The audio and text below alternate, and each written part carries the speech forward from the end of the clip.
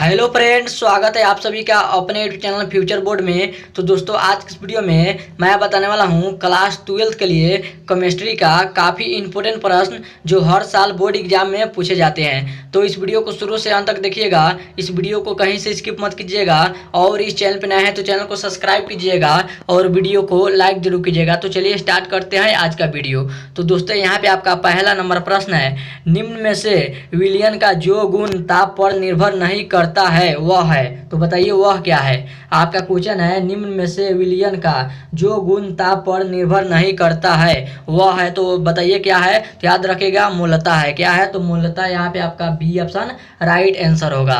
चलिए अगले प्रश्न को चलते हैं। तो दोस्तों, यहाँ पे आपका अगला प्रश्न है, प्रोटीन तथा आपका क्वेश्चन है प्रोटीन तथा पॉलीमर का अवयविक। आपका क्वेश्चन है प्रोटीन तथा पोलियम का अवयविक द्रव्यमान ज्ञात करने के लिए प्रयुक्त विधि है। तो बताइए इसका आंसर क्या है। तो याद रखिएगा प्रयुक्त विधि क्या है, तो परासरणी है। क्या है? तो परासरणी दाब है। यहाँ पे आपका ए ऑप्शन राइट आंसर होगा, परासरणी दाब। चलिए अगले प्रश्न को चलते हैं। तो दोस्तों, यहाँ पे आपका अगला प्रश्न है, किस पर ताप का प्रभाव नहीं पड़ता है। आपका क्वेश्चन है, किस पर ताप का प्रभाव नहीं पड़ता है। तो बताइए कमेंट करके इसका आंसर क्या होगा। तो याद रखिएगा मूलतः एवं मूल प्रभाज का नहीं पड़ता है। किसका नहीं पड़ता है? तो मूलतः एवं मूल का प्रभाज नहीं पड़ता है।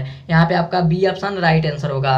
चलिए अगले प्रश्न को चलते हैं। तो दोस्तों, यहाँ पे आपका अगला प्रश्न है, निम्न में कौन। आपका क्वेश्चन है, निम्न में कौन सहजात गुण कोलिगेटिव प्रॉपर्टी है। आपका क्वेश्चन है, निम्न में कौन सहजात गुण कोलिगेटिव प्रॉपर्टी नहीं है। तो बताइए इसका आंसर क्या होगा। तो याद रखिएगा क्या नहीं होगा, तो परासरणी दाब नहीं होगा। यहाँ पे आपका B A option right answer होगा। चलिए अगला प्रश्न को चलते हैं। तो दोस्तों, यहाँ पे आपका अगला प्रश्न है, शुद्ध जल की मूलतः है। आपका क्वेश्चन है, शुद्ध जल की मूलतः है। तो बताइए क्या है। तो याद रखिएगा शुद्ध जल की मूलतः क्या है, तो 55.55 है। क्या है? तो 55.55 है शुद्ध जल की मूलतः। यहाँ पे आपका सी ऑप्शन राइट आंसर होगा। चलिए अगला प्रश्न को चलते हैं। तो दोस्तों, यहाँ पे आपका अगला प्रश्न है, हेनरी के स्थिरांक केएच का मान। तो बताइए क्या होता है। आपका क्वेश्चन है, हेनरी के स्थिरांक केएच का मान कितना होता है। तो बताइए क्या होता है। तो याद रखिएगा तापमान के वृद्धि के साथ बढ़ता है। क्या होता है? तो तापमान में वृद्धि के साथ बढ़ता है।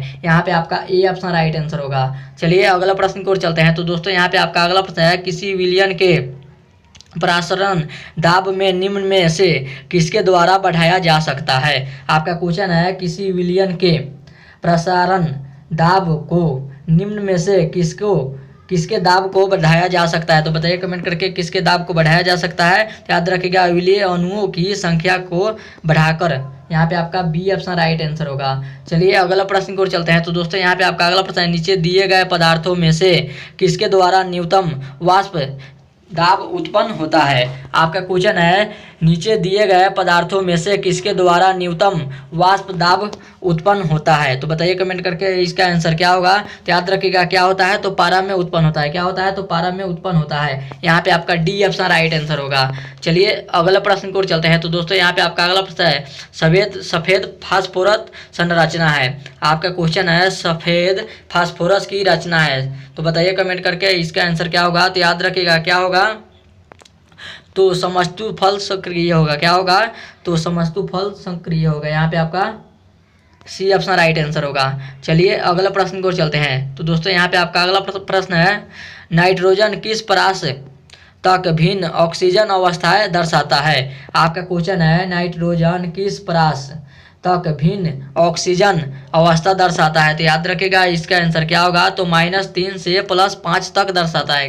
कितने संख्या से कितने संख्या तक दर्शाता है। तो -3 से +5 तक दर्शाता है। यहाँ पे आपका ए ऑप्शन राइट आंसर होगा।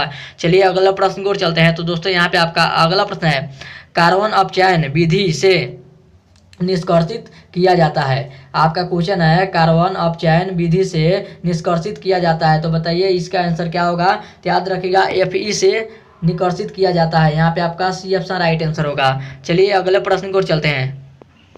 तो दोस्तों, यहाँ पे आपका अगला प्रश्न है, गुरु तत्व पृथक किरण विधि को समृद्धि किया जाता है। आपका क्वेश्चन है, गुरु तत्व पृथक किरण विधि से सानरित किया जाता है? तो याद रखिएगा इसका आंसर क्या होगा, सानरित किया जाता है। तो याद रखिएगा हेमेटाइट को किया जाता है। किसको किया जाता है? तो हेमेटाइट को किया जाता है। यहाँ पे आपका बी ऑप्शन राइट आंसर होगा। चलिए अगला प्रश्न की ओर चलते हैं। तो दोस्तों यहाँ पे आपका अगला प्रश्न है, डीएनए संरचना में आयोडीन एवं थायमिन के बीच हाइड्रोजन बंध की संख्या क्या होती है? आपका क्वेश्चन है, डीएनए संरचना में आयोडीन एवं थायमिन के बीच हाइड्रोजन बंध की संख्या क्या होती है? तो बताइए कमेंट करके, बंध की संख्या क्या होती है? तो 2 होती है। कितनी होती है? तो 2 होती है। यहाँ पे आपका बी ऑप्शन राइट आंसर होगा। चलिए अगला प्रश्न को चलते हैं। तो दोस्तों यहाँ पे आपका अगला प्रश्न है, निम्नलिखित में कौन सल्फाइड अयस्क है? आपका क्वेश्चन है, निम्नलिखित में कौन सल्फाइड अयस्क है? तो याद रखिएगा कौन है?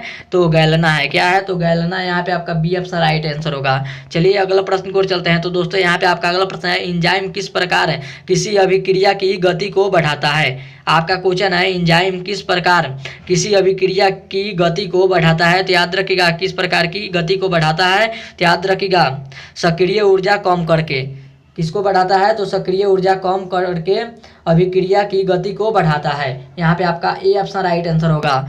चलिए अगले प्रश्न की ओर चलते हैं। तो दोस्तों यहाँ पे आपका अगला प्रश्न है, निम्न में कौन बहुलक जंतुओं के लीवर को संग्रहित करता है? आपका क्वेश्चन है, निम्न में कौन बहुलक जंतुओं के लीवर में संग्रहित करता है? तो याद रखिएगा क्या संग्रहित करता है? तो यहाँ पे आपका ग्लाइकोजन करता है। क्या करता है? तो ग्लाइकोजन करता है। यहाँ पे आपका डी ऑप्शन राइट आंसर होगा।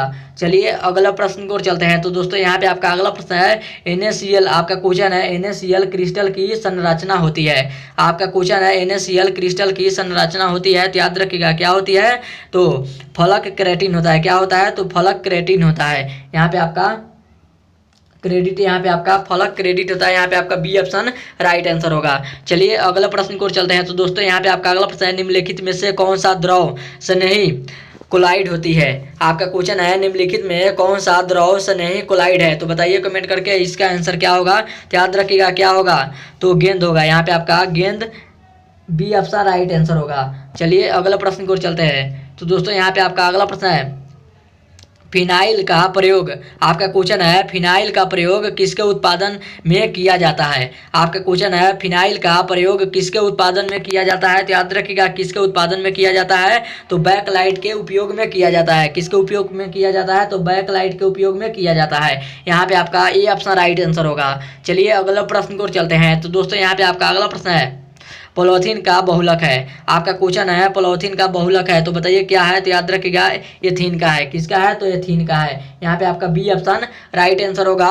और ये था केमिस्ट्री का लास्ट क्वेश्चन। तो उम्मीद करते हैं वीडियो आप सभी को बहुत ही अच्छा लगा होगा। तो इस वीडियो में जाते जाते इस वीडियो को जरूर एक लाइक कर दीजिएगा, और चैनल पर नए हैं तो चैनल को सब्सक्राइब जरूर कीजिएगा। तब तक मिलते हैं अगले वीडियो में। तब तक bye bye, thank you for watching. मिलते हैं अगले वीडियो में।